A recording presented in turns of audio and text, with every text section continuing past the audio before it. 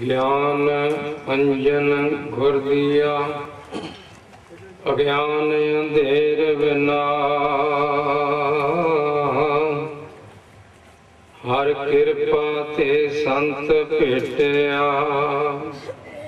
नानक मन परगान।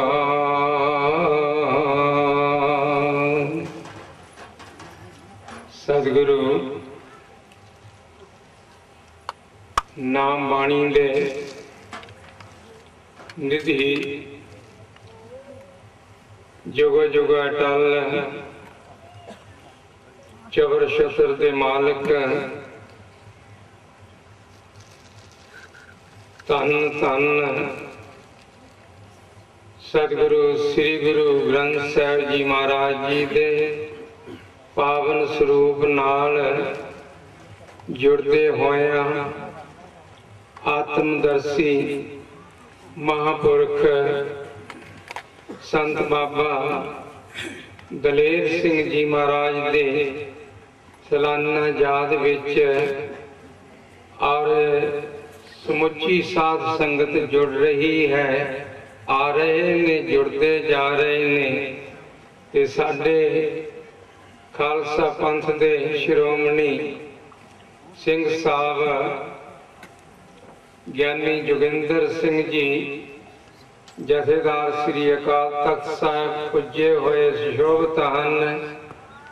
इसी तरह महापुरुष और महापुरुषों की और मंडली जड़ी है वो भी सुशोभित है।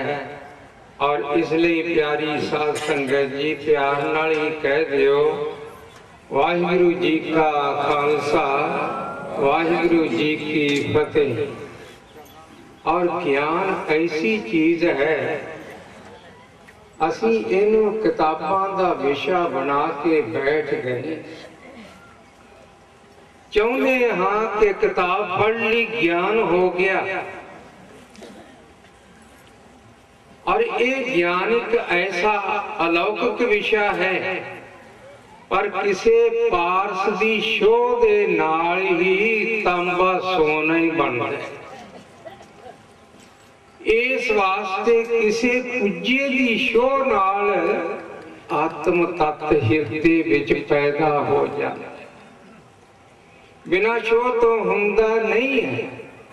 और इसलिए पढ़िया नाही भेद बुझिया पावन, पढ़ के ये भेद नहीं मिल सकता, लेकिन इसनू समझ लैण दे नाल ही पता लगता है कि ज्ञान की चीज है। ज्ञान एक बाहरली समझ नूं कहते हैं, ज्ञान एक अंदरली समझ है। दो तत्त सामने सत्संगियों आउंदे हैं, और इसे लई गुरु होवे।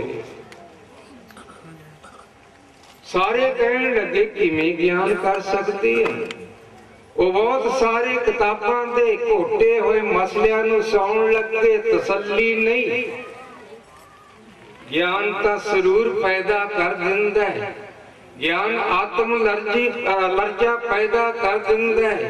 ज्ञान एक ऐसी अलौकिक शक्ति है जिहदे नालों भाई वीर सिंह जी कहंदे, होशां नालों मस्ती चंगी जो रखदी सदा टिकाणी। ऐसा ज्ञान जिहड़ा है और आत्म मस्ती आ जाती है, सरूर आ जाता है। कौडे राक्ष जिहां दे विच सरूर आ गया सी, और आत्म रंगत पैदा हो गई सी। और जेड़े सज्जन वर्गे ठगां दे अंदर यार वो नशा आ गया जो जिंदगी च की उतरी नहीं सकिया। धन गुरु नानक दी नजर ते उन्हां दे बचनां नाल ही आत्म ज्ञान हो गया। किसी ने कोई भी ਇਹਦੇ मन की अवस्था नूं सिरे नहीं लाया तां कहण लगे कोई नहीं कर सकता, ये किताबां दे ज्ञान नाल मैं रीझ नहीं सकता।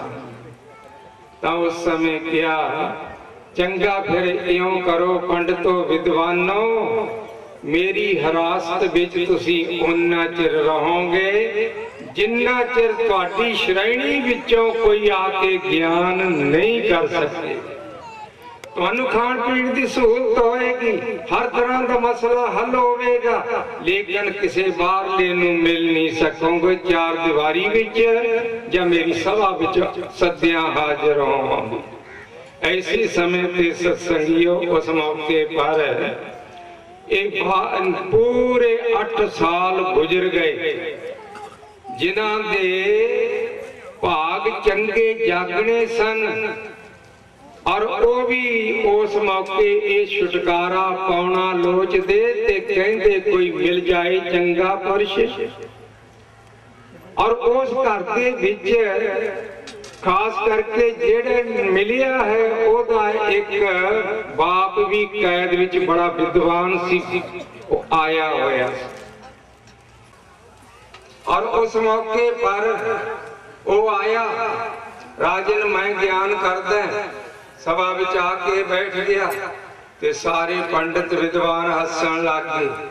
पर राजन ज्ञान तो मैं कर दियांगा, आज चम्यारां दी सभा किधरों इकट्ठी कर लई है, जिन्हां दी चम दृष्टि है, और वो अगे किसी नूं की कुछ दे सकणगे, तुहानूं ज्ञान की कर सकणगे। किताबां दा कीड़ा आत्म ज्ञान नहीं दे सकदा। इस वास्ते और जदों ये होया नीवियां पा गए, तां उस मौके पर कहण लगे महाराज करो ज्ञान, घोड़े दे रकाब ते पैर पाउण दी उतरिया थले जे नहीं तेरा मौका, तैनूं पता नहीं कुछ दर्शना देनी पैंदी है। कहण लगे महाराज लाओ किहड़ी चीज चाहुंदे हो, जो असी कहांगे देवेगा। हाँ जी देवांगा हर हालत दे विच। तो कहंदे तन मन धन तिन्ने चीजां सानू अर्पण कर दे, तैनूं ज्ञान कर दिन्ने हां, और तन मन अर्पण कर दित्तियां महाराज, आ लो मैं तिन्ने चीजां दा त्याग कर दिता है तुहाडे सुपुर्द, करो किरपा। कहण लगे फिर घोड़े वल नूं जा। घोड़ा तैयार कीता होया सजिया सी, और उत्थे जदों पैर पाउण लगे, राजन की कर रहे हैं, ये घोड़ा किसदा है? धन दे विच सारी समग्री आ जाती, हीरे जवाहरात पशु सारी दी सारी चीज आ जाती है, ये तेरा नहीं है। इस वास्ते तू ये ते चढ़ नहीं सकता, तेरा नहीं। जदों इन्नियां जियां गल्लां ऐसे अंदरले अनुभव द्वारा कीतियां ते उदों ही उसदे अंदरों खुलड़े कपाट बाणी कहंदी है, नानक सतगुर भेट। और आशा देशा दे तख्ते खुल गए ते पूरा सतगुरु मिल गया ते मस्ती हिरदे अंदर पैदा हो गई, आत्मा आनंद का चमत्कारा पैदा हो गया। कहने लगे कि राजन हुण वेख चढ़ घोड़े ते। कहंदे घोड़ियां ते मैं की चढ़ा जी, मैनू तां उस घोड़े ते चाढ़ दिता जेड़ा आत्म आनंद नाल भरपूर ते पूर्ण ज्ञान विच आरूढ़, और मैं तां इस करके और तुहाडे चरनां दा बन गया सेवक, चरनी पै गया। सारे पंडित हैरान हो गए हैं। ये है अंदरली शक्ति, अंदरला अनुभव, अंदरले अनुभव दी शो, अंदरले ज्ञान दी शो, जिस दे ताई प्यारियों मिल जाती है वो आत्म ज्ञानी बन जाता है। हजूर कहते ज्ञान अंजन गुर दिया, गुरु तो ज्ञान का सुरमा दे देंदे ने, लेकिन अज्ञान का हनेरा भी नाल दी नाल मेल देंदे। खिमा करना, जदों की ये सृष्टि चली आउंदी, जदों की रोशनी चली आउंदी, और उदों दा ही अज्ञान चलिया आउंदा। ये चीजां सारियां जिवें ब्रह्म अनादि और माया अनादि, और इसे तरह अज्ञान भी अनादि चलिया आ रहा भाईओ। इस वास्ते मुढ़ कदीम दा चलिया आ रहा, ताई तां ये जिक्र बाणी विच धन गुर महाराज ने कीता, अरबद नरबद धुंदू कारा, अरबद नरबद। और उस मौके पर इहो जा हो गया सी समा, जिस समय विच प्यारिओ कोपी हनेरा सी, कुछ नजर नहीं आउंदा सी। ये आदि चीज है, पर इहनूं गुरु ज्ञान अंदरले नूं मेड़ के हनेरे नूं चानण ज्ञान दा कर दिंदे ने, अज्ञान दा हनेरा मिट जांदा है।